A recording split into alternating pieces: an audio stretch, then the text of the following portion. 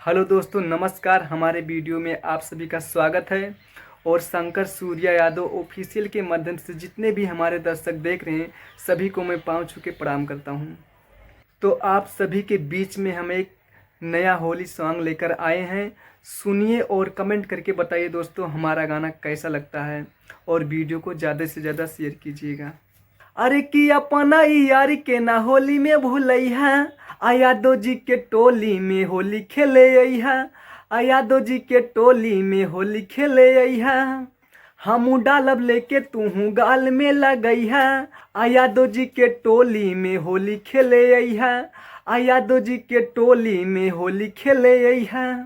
रंगवा के संगे मिली मजा भरपूर हो, बाटे ना जदीक ना आ जाई के बदूर हो। ए सोना सुना, रंगवा के संगे मिली मजा भरपूर हो, बाटे ना जदीक नहीं जाई के बदूर हो। चुपे चोरी हमारा से गली में भेटैहा। चुपे चोरी हमारा से गली में भेटैहा। आ यादव जी के टोली में होली खेले अइहा। आ यादव जी के टोली में होली खेले अइहा। 4 दिन पहिले से करब हम बेट हो, होलिया के दिने तूहू करिहा न लेट हो।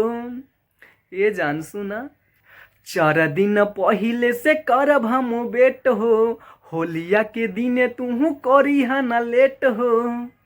राज सुरीला से लहंगा बचैहा, शंकर सूर्या से लहंगा बचैहा। आ यादव जी के टोली में होली खेले अइहा।